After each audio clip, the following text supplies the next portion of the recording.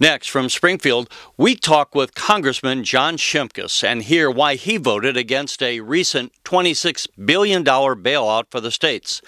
And he shares with us what his constituents are telling him and what is on their minds as we move toward the November elections. This runs about 15 minutes. Congressman John Shimkus, thanks for joining us on the Illinois Channel. It's great to be with you. It's a hot summer. Dressed appropriately.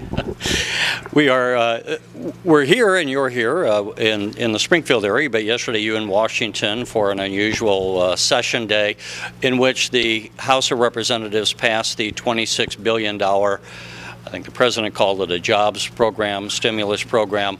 There were only 2 Republicans that voted for it, although it did pass, and I will go to the president's desk for a signature. What were your feelings on that bill, first of all? Well, it was a bailout. I mean, it's another bailout, and it's trying to bail out states. Now, we're all concerned about employment, and especially in teachers when you're going into an academic year. I think there's stories today. Illinois may not even be able to take advantage of it because they have to go to a General Assembly. Madigan may not call it. Teachers are already being hired now. So, but the issue is, we did this last year. The economy didn't recover, so we have to do it again. If the economy doesn't recover, we're going to be in the same position next year.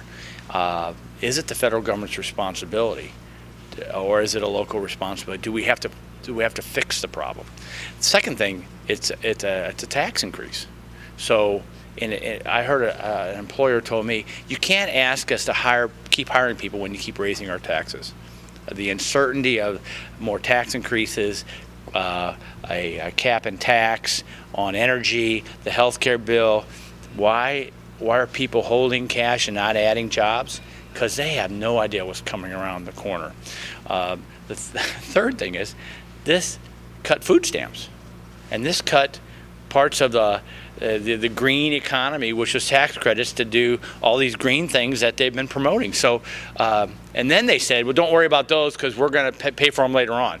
So then you get in the issue of, well, we're going to do more deficit spending. So it's just terrible how we do business. Most of us didn't mind being called back. I mean, they gave us 6 weeks off, which is why, when there's so many issues in Washington that we need to be addressing and solving, and we want to be home visiting our constituents.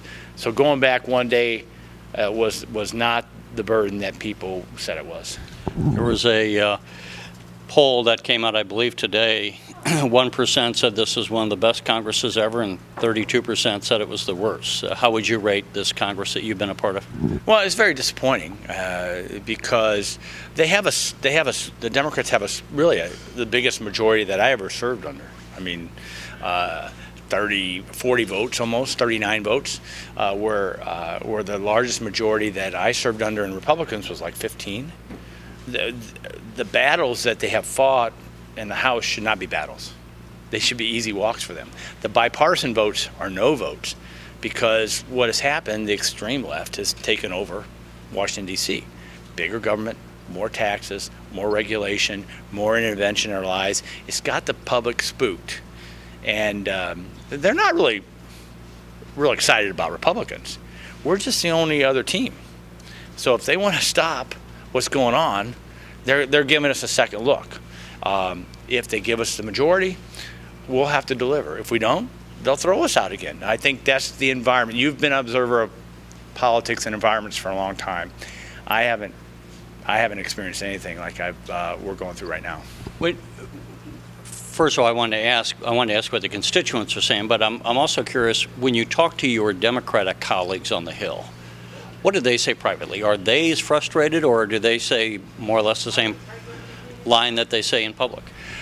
Well, they know they're in trouble, and they don't see. The ones I talk to are mostly conservative Democrats. I don't really hang out with the progressives. They're friends, but I mean the ones that'll come and talk to me are quote unquote the blue dogs, and this leadership team is selling them down the river. Now, I joke, we kind of warned them because a lot of the conservative Democrats are from rural America, districts just like mine.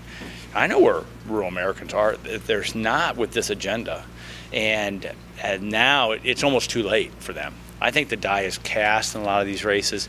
And then you have things, you can see when things go south. You know, now they got Charlie Rango, they got Maxine Waters, they've got the economy's not turning around. You know, it's one of these, they can run, but they can't hide. They can't hide from the environment that they've now inherited. What are you hearing from as you're out campaigning and visiting with your constituents? You'll be talking this evening in Springfield as we tape this on August 11th. But what are you hearing from your constituents around this, I believe 19 counties in your district? Actually, parts of 30 counties. I represent the 19th district, so I represent, and I'll be all over. You know, I've been up here all day, leaving home at 7 this morning, and I'll get home. I'll get home about 9 or 10 o'clock tonight, which is fine. I mean, this is what I need to be doing. When they peep unsolicited, they'll say, I know everybody's concerned about jobs and the economy. That's the #1 issue. But when unsolicited come, they say, stop spending. They understand, and especially in Illinois, because we know the problem that the state's in. $12.5 billion in debt the state is, because we spent more than we were taking in. They know that we have a $1.5 trillion deficit. That means we're spending that much more than we're taking in, and a $13 trillion national debt. They know it's $42,000 to the next generation, their grandchildren. They say, stop spending. Give us a break. Stop doing things. And I think that's that fear thing I talked about before. Back when the Republicans won in '94, they came out with a contract with America. Is there any discussion among the Republican caucus on the Hill to come out with a similar contract to say, if you reelect us, if you give us power, we'll make these commitments? Yeah, we're really trying to listen. That's kind of what the August break is all about. We have a website now. We're much more highly technologically advanced than '94, AmericanSpeakingOut.com, in which people can go and they can help us. You know, how do we fix these problems? There's national security, there's jobs in the economy, there's health care. You can go and you can add to them. We're trying to gather that information. So I think there will be an agenda, but we don't have it now.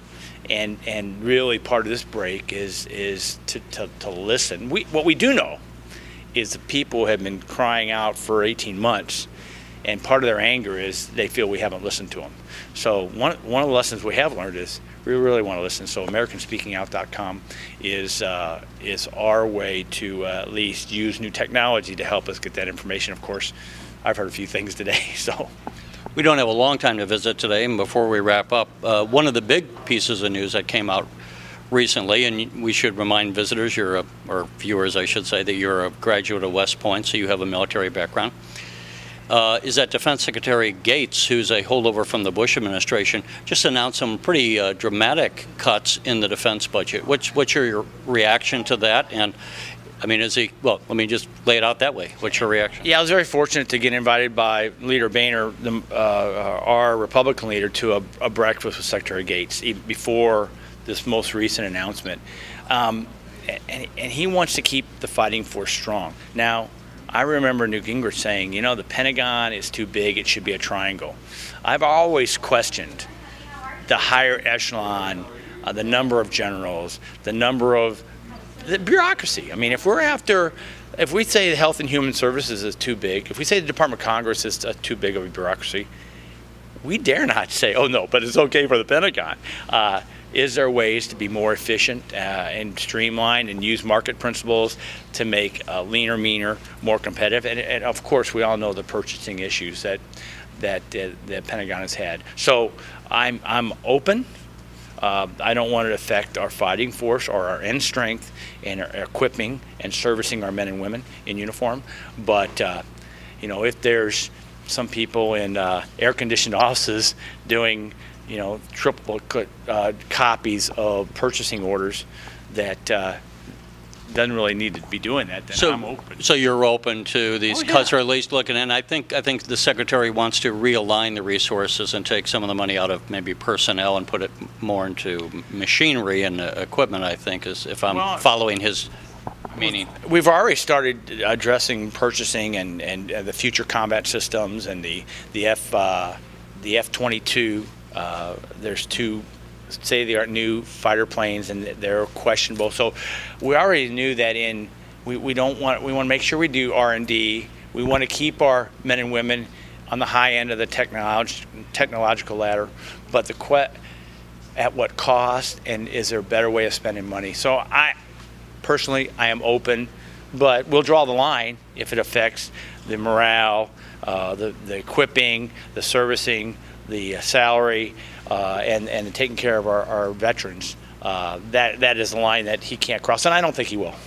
And then last one, aside from whatever the caucus might do, aside from what your constituents are saying, what are the 2 or 3 or 4 issues that you would really love to focus on if you could set the agenda? Well, the interesting thing for me now is, and I'm a more senior member, I'm on Energy and Commerce, you know what I've been dealing with, energy security. So we want to decrease our reliance on imported crude oil. We've got to talk about liquid fuels, our own homegrown ethanol, but also some of the stuff that comes out of Canada.